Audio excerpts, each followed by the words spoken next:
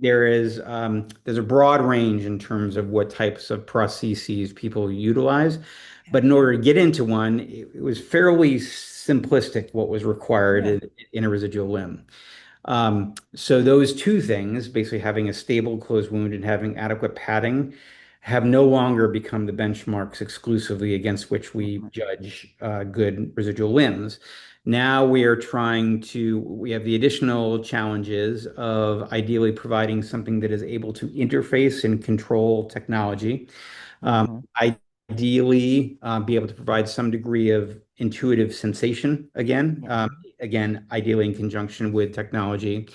And the last is to provide a sense of what's referred to as proprioception, which is a sense of where the limb is in space without having to look at it. So proprioception is really a sixth sense in the truest word. I'm not being hyperbolic here. Yeah. It is the idea like I have a camera right now, but I have my hand behind my head. If I didn't have this camera on, I could tell you with high precision where my hand is exactly, and I Yeah. could probably catch a ball without having to look at my hand because my body knows where it is. Yeah. Proprioception is also why we can walk or dance or run without having Mhm. to look at our feet all the time. So it is Yeah. so baked into the substance of what we are as a species that we do not notice that it is like there. It's just part of who we Mhm. are. What we do notice, however, is when it is aberrant, when it is disturbed in some way.